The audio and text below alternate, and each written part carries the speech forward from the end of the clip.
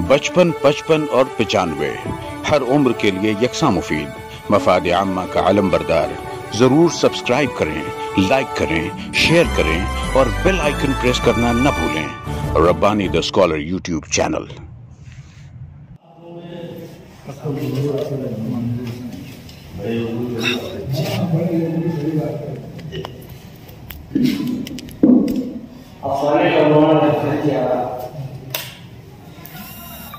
ये तहरीर आज से 2 बरस कबल, जिस वक्त हम कोरोना एंडेमिक का सामना कर रहे थे, उस वक्त लिखी गई थी, मगर कुछ वजूहात की वजह मुझसे फाइल गुम हो गई। तो सोच कर मैंने आज कलम बंद किया।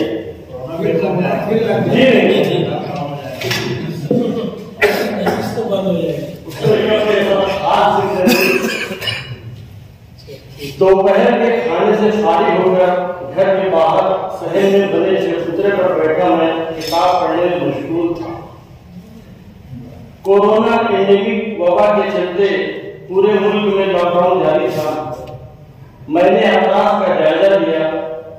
सभी लोग अपने अपने घरों में कैद होकर रह गए थे। चारों तरफ एक सन्नाटा और पूरे माहौल में अजीब सी खामोशी छाई हुई थी। दोपहर की सख्त गर्मी में घर के सामने चौक से खातून धूप से बचने के लिए सर पर कोई कपड़ा डाले, चेहरे पर मास्क की जगह साड़ी का पल्लू रखे हमारे घर की संदर आ रही थी। कौन होगी ये खातून, मैंने दिल में सोचा। कुछ ही देर के बाद वो खातून शहर में दाखिल हुई तो मैंने देखा वो हमारी चाची थी। मैंने उन्हें देखकर नजरअंदाज किया और बिना कोई ध्यान किए दोबारा किताब पढ़ने में मशगूल हो गया। गुज़िश्ता 15 वर्षों से चाचा और हमारे दरमियान कोई भी ताल्लुक न था। आपस में कोई बातचीत नहीं। शादी ब्याह, तीज त्योहार पर भी आना जाना कतई तौर पर बंद था। हमारे आबाई मकान और खेतों के बंटवारे को लेकर दोनों भाइयों में तनाज़ा था। बंटवारे से चाची ज्यादा नाखुश थी। गर्ज बाबा ने आबाई मकान का निस्फ हिस्सा और खेतों के बंटवारे में पानी का कुआं तक चाचा को दे दिया था, मगर चाची बंटवारे को लेकर मुतमईन न थी। दरअसल चाची चाहती थी कि खेतों के बंटवारे में किनारे जमीन चाचा को मिले, जिससे साल भर खेतों में फसलों की पैदावार होती रहे।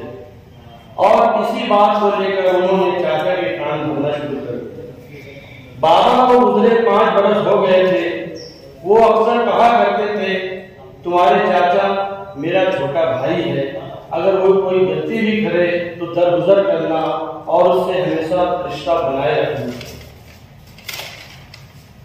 मगर मामला उसके बरअक्स था। तनाज़ा बढ़ता गया, रिश्ते खत्म हो गए और कुशादा आबाई मकान के दरमियान एक दीवार खड़ी हो गई और यही बात दिन में लिए बाबा दुनिया से रुखसत हो गए। कुछ ही देर के बाद चाची दोबारा घर से निकलकर चौक की समझ जाने लगी। जरूर कुछ न कुछ बात होगी, मैंने दिल से सोचा और अपनी बाइक निकालकर चाची के पीछे हो लिया।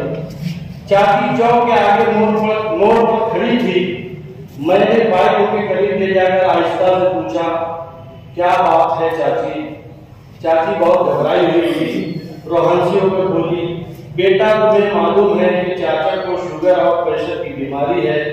2 रोज से उनकी दवाएं खत्म हो गई है।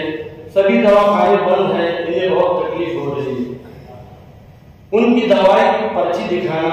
मैंने कहा, पर्ची तो नहीं है, ये दवाओं का खाली पैकेट है। चाची ने बटुए से दवाओं के पुराने पैकेट और 200 रुपए का नोट निकाल कर मुझे दिया।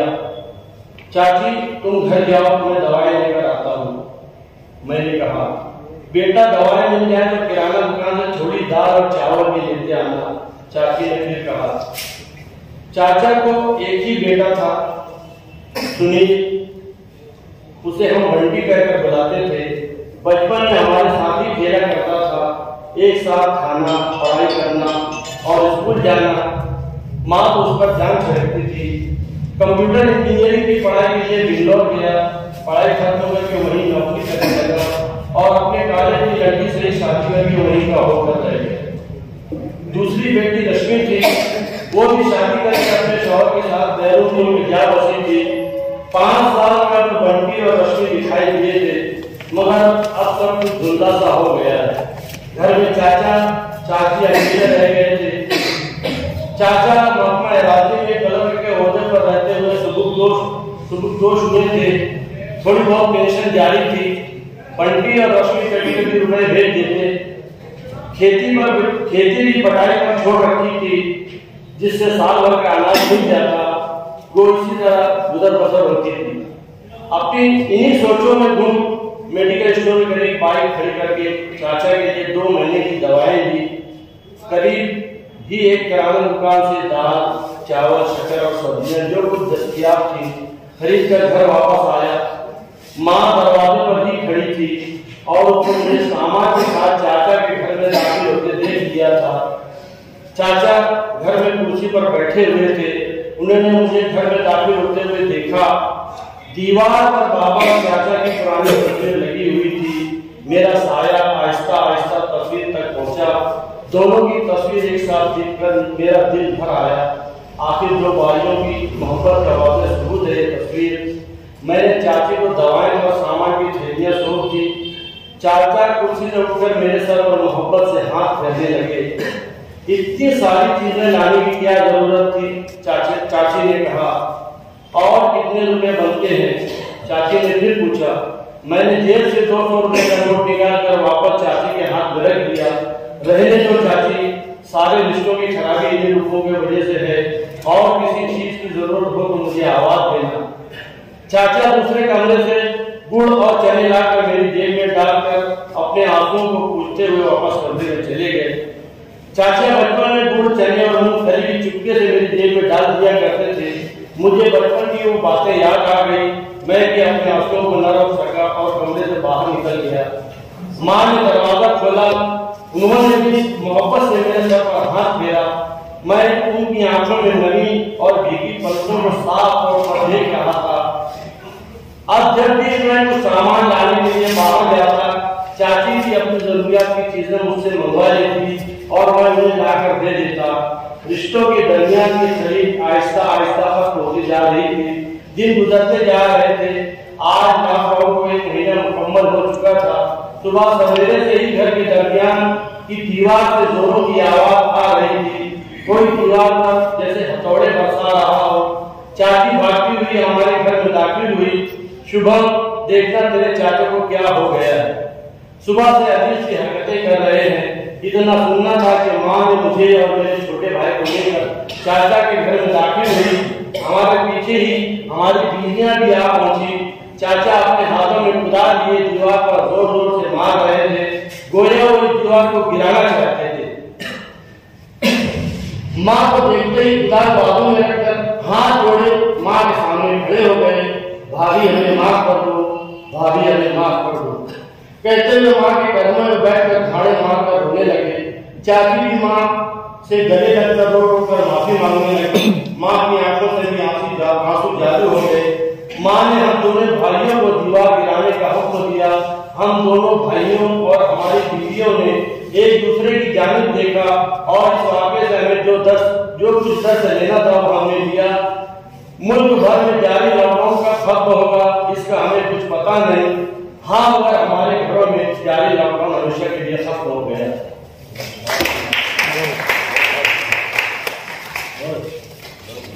बहुत तकलीफ यहाँ पर पेश कर रहे थे। इसको जो साहब में तबसरा करना चाहे उन्हें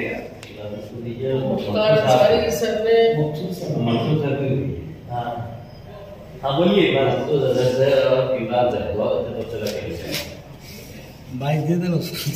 अंसारी सर ने जो यहाँ पे अफसाना जो पेश किया, तो अफसाने का नाम क्या है सर? भाईचारा। तो अगर भगवान से हम लोग शुरू करें, चूंकि उनको तहफ़्फ़ुज़ात इसलिए हासिल है कि आप पहले से गुज़िश्ता नशिस्त में भी एतराफ़ कर चुके हैं कि वो आगे लिखना शुरू किया। तो इसलिए बिल्कुल ये तहकीक की वैसी लगी है कि जो अफसाना लिखा गया है वो लाज़िमात पर तो पूरा हो जाता है, लेकिन भाईचारा इसी से समझ में आ जाता है कि अफसाने में क्या होगा। उन्वान से समझ में अफसाना खुल जाता है कि भाई इस अफसाने में हमें यही चीज देखने को मिल सकती है। जब प्याज का तारीफ बहुत नहीं है, वो अफसाने में बहुत सारी ऐसी चीजों को तलाश करना चाहता है या वो पाना चाहता है बुलंद खाने के बाद या पाने के बाद, जिससे उसका जो तजस्सुस की जो खुशी है या कोई नई चीज उसको मिले। मौजूदात तो वही रहते हैं, मौजूदात कभी कमाल नहीं होते, लेकिन पेशकश पर हमेशा बात होती है। जो पेशकश होती है उस पर बात होती है, जो ट्रीटमेंट होता है उस पर बात होती है। तो देखा जाए तो आपका अफसाना लवाजमात के हिसाब से जो अफसाने में जो लवाजमात है तो वो उसको पूरा हो जाता है। कहीं पर आप हश ज़वायद से बचते हुए अगर इसको और भी कई बार पढ़ते तो जहां पर तकरार लफ्ज़ी है उससे आप बच सकते थे, अफसाना मजीद चुस्त हो सकता था। और कोई चीज और जो सटीक होकर सामने आती है तो वो और हमें एक ऐसी मुसरत से दोचार करती है कि हमें लगता है कि फनकार ने इतना पढ़ा है जिसकी वजह से कम लफ्जों में अपनी बात को कहकर कारी को मुसरत से आश्रय कर रहा है। तो आपने चूंकि उर्दू जबान में अफसाना है, या तो मुमकिन है कुछ तफसीरें ऐसे आ सकते हैं कि आपने इस तरीके से बाबा का तस्करा किया, दर्स मिला, लेकिन आपने जो कैरेक्टर लिया है वो नॉन उर्दू घराने का कैरेक्टर है। तो कुछ आप ऐसी एनालिसिस रखते हैं जहां पर एक ये शायबा जाता कि ये किस घराने का ये किरदार हो सकते हैं। जिस तरीके से आपने अफसाने को बरता है इसमें कोई शक नहीं कि इसमें जज्बात निगारी शामिल है। उस जज्बात निगारी को लिखने से कहीं ज्यादा महसूसात की तरफ अगर आप तवज्जो करते हैं, क्योंकि आपने खुद उसको लिखा और आपने ज्यादा महसूस किया, होना ही चाहिए कि कारी पर वो कैफियत तारी होती, सामीन पर वो कैफियत तारी होती, तो ये बात ट्रीटमेंट पर आती है। तो मुझे वो ये अफसाना उतना अपील नहीं कर सका, लेकिन चूंकि आपको तहफ़्फ़ुज़ात हासिल है इस ज़िम्मन में आपको बहुत सारे मार्क्स जिसको देना चाहिए, तो बराबर आप उसमें खड़े उतरते हैं कि एक नया लिखने वाला जो अफसाना लेकर है वो इतना संभल कर और इतने नबे लफ्जों में लिखेगा, ये वाकई काबिल तारीफ है। लेकिन हमें आपसे इससे कहीं ज्यादा पुख्ता उम्मीद है, जो मुझे पूरा यकीन है कि आने वाला सफर आपका अफसाना निगारी कैसे बेहतर हो सकता है।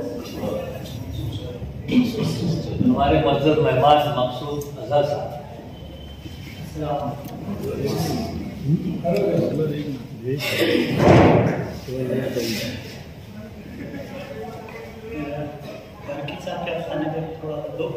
बोलिए माइक करीब। एक बार लड़की से डॉक्टर अकबाल लड़की से एक बार लड़की से है जब उन्होंने लिखना शुरू गरीब कर ले हाँ लिखना शुरू किया तो हम साथ ही में उनके कहानी जब शुरू हुई तो जो ख्वाब है एकदम उन्होंने रिवायत से इनराब किया है। अक्सर ख्वाब जब लफ्ज़ हमारे ज़हन में आता है तो हम कोई बेहतर चीज़ हमारे हालात से बेहतर चीज़ देखते हैं। अच्छे ख्वाब देखना चाहिए, ऊंचे ख्वाब देखना चाहिए। डॉक्टर साहब के यहाँ बादशाह ख्वाब देख रहा है, झोपड़ी के ख्वाब देख रहा, तो ये ख्वाबों में से एक नई चीज़ है, बहुत अच्छा लगा। नई चीज़ हाँ एकदम अच्छा। और एक जब कोई अच्छा ख्वाब देखा जाता है तो एक अच्छी बात होती है, तो हमारे पास शहरी कारी होती है। लेकिन एक बादशाह जब झोपड़ी का ख्वाब देख रहा है तो उसके शहरी कारी तो उन्हें जरा अजीब सा लगा, तो सर इस पर थोड़ा सा ध्यान इसका असर है। बाकी अफसाना ने मुझे इस तरह बांध रखा था और इतना तजस्सुस आखिर तक कायम रहा, मैं सोच रहा कि क्या होगा। तो ये बहुत बड़ी खूबी है सब कहानी की या अफसाने की, सबसे बड़ी खूबी यही होगी कि तजस्सुस आखिर तक कायम है। तो यह इसमें आप बहुत कामयाब, आपको मुबारक। और मुख्तार भाई ने जो अफसाना पढ़ा है बहुत अच्छी कोशिश की, और इमरान साहब ने जो निशान नहीं की है कि अफसाना अनुवाद से खुल जाए, तो आप ये उस पर गौर कीजिए इंशाअल्लाह। नहीं गौर कीजिए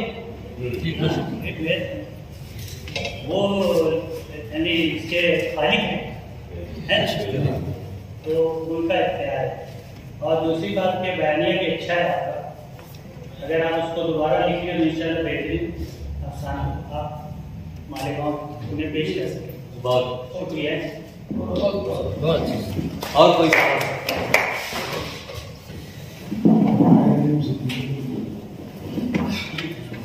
सर कैसे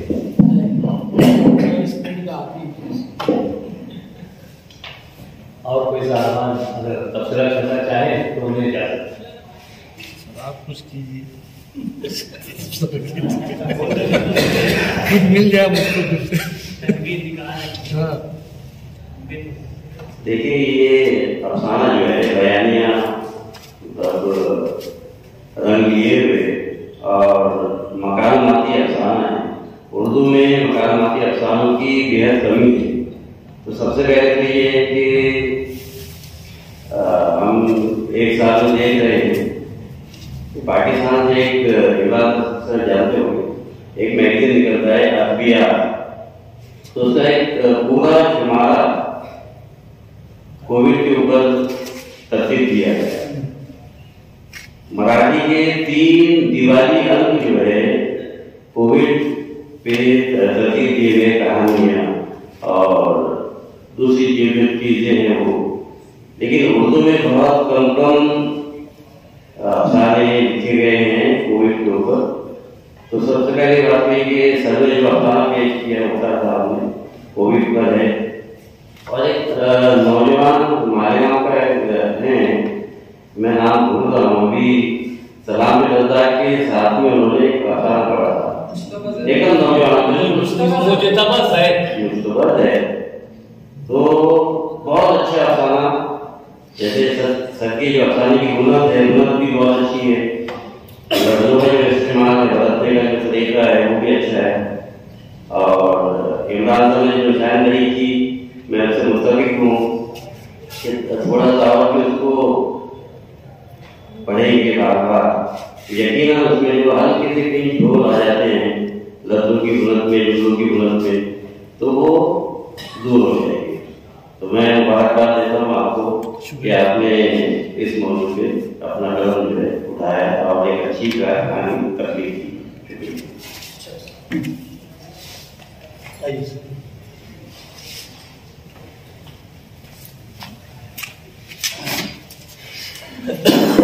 हम बहुत सारे लोग ऐसा चाहते हैं कि कलमकार जो है किसी के जवाब दे, लेकिन मकसूद साहब को थोड़ा सा माजरत के साथ ख्वाब किसी का इख्तियार नहीं है। जी क्या बात, आप किसी का इख्तियार नहीं, चाहे बादशाह चाहे फकीर हो, क्या देख लेगा इसकी भी कोई गारंटी नहीं।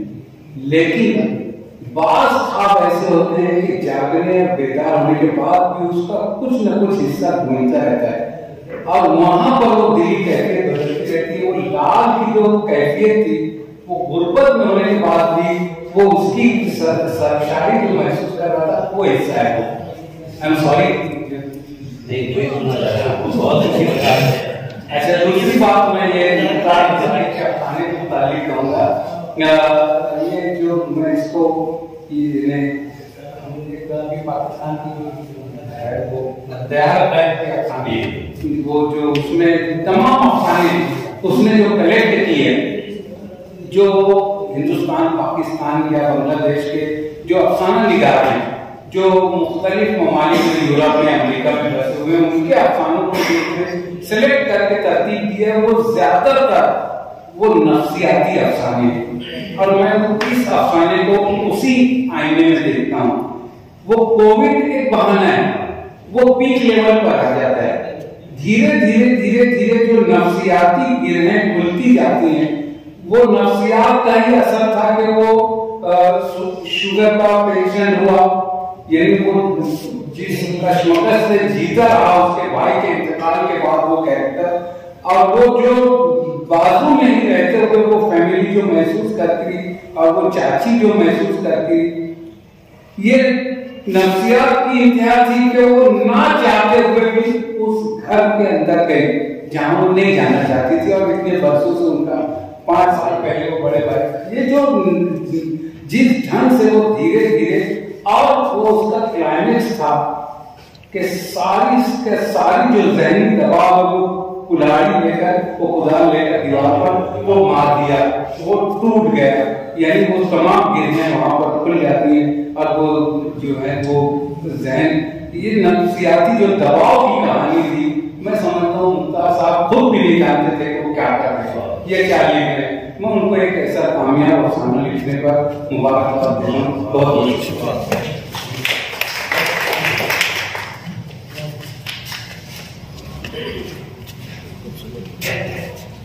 अभी मुख्तार सर ने एक अफसाना पेश किया जिसका उन्वान था भाईचारा।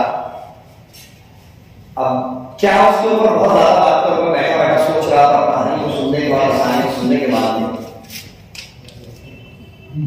ज़बान बयान के हवाले से इमरान साहब ने बात करी और एक बहुत बेहतरीन नुक्ता जहां मैं हल्का पहुंच रहा था कि नफ्सियात के हवाले से आपने बात करी। तो यानी एक अफसाने के अंदर दोनों बातें तो मिली, लेकिन जो तीसरा पहलू मैं ढूंढ रहा था वो था समाजियात। और वो समाजियात का पहलू मुझे कुछ यूं नजर आया, जैसे कि इमरान साहब ने आपको बिल्कुल सही बात पेश की कि वो जो भाईचारा था उन्वान, अगर वो उन्वान को और किसी अंदाज में पेश कर लिया जाता तो बहुत अच्छा हो गया, ताकि वो अफसाने का रंग जो है वो चढ़ जाता उसमें। और बच्चे कि वहां तो कम्युनिटी का तस्करा अगर हो जाता तो और रंग उसका दोबारा हो जाता। मैं इस हवाले से ये बात कहना जरूरी समझता हूं कि केबीसी का वो एक ऐड आता है जहां हिंदू और मुस्लिम का तनाज़ है, और आप ये समझे कि कोविड जो था उसने दूरियों को बढ़ाया था और आपके अफसाने ने गुर्बतों को उजागर किया। तो मैं समझता हूं कि ये समाज का आपने इस तहरीर से हक अदा किया कि गुर्बतें बढ़ाएं। जहां कोविड जो है वो कत्ल कर रहा था, जहां कोविड दूरियां बढ़ा रहा था, वहां एक ऐसा अफसाना अगर भूला जाए तो यकीनन के समाज का एक हक अदा करने का काम है। मैं एक बेहतरीन अफसाने पर आपको मुबारकबाद पेश करता हूं।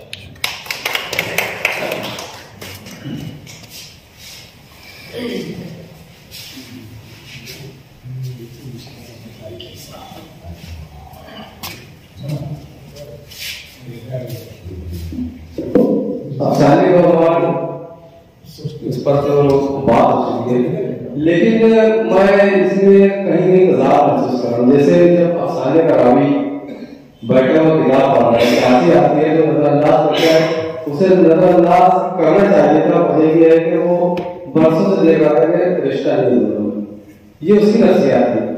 लेकिन जब चाची बाहर गई तो ये क्यों कर बाहर जाएगा, कोई वजह नजर नहीं आती। वो चाची के पीछे क्यों गया, क्या सबब था, इसका कोई जवाब कोई मंत्री अफसाने के अंदर मौजूद ही नहीं है। इसका मंत्री जवाब अफसाने से नहीं मिलता। हम बाहर से ले सकते हैं, अफसाने का बड़ा बोल सकता है, हम उसको मान सकते हैं, लेकिन वो जो भी बोले वो अफसाने के अंदर मौजूद होना चाहिए। वजह यह है कि अफसाना शायद होगा तो सप्लीमेंट्स के साथ नहीं दी जाएगा। और आपने एक जगह शायद को तस्वीर का मौजूद बता दिया, मैं बैठे बैठे सुबह तो सूरज लगता है एकदम नीचे होगा, एंगल आप महसूस करेंगे, कोई रोशन चीज नीचे होगी तो हमारा साया ऊपर जाएगा, जबकि सूरज ऊपर हो तो साया हमारे नीचे रहेगा, ऊपर दीवार तक नहीं चलेगा। ये दो चीजें।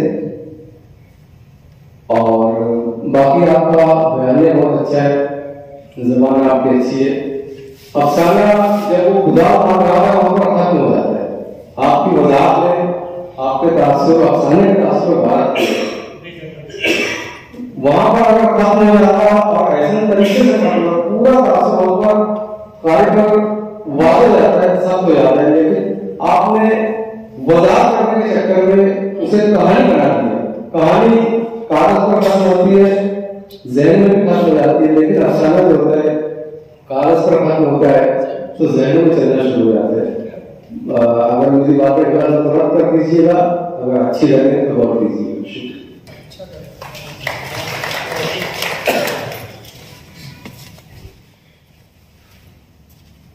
आइए इस मौके पर हमारे आज की नशिस्त के आखिरी कलाकार मोहतरम शबीर माहिर साहब को मैं आवाज देता हूँ, तशरीफ लाएं और अपनी तकरीर पेश। 55, 55 और 95 हर उम्र के लिए यकसा मुफीद, मफाद आम्मा का आलम बरदार। जरूर सब्सक्राइब करें, लाइक करें, शेयर करें और बेल आइकन प्रेस करना न भूलें। Rabbani the scholar YouTube channel.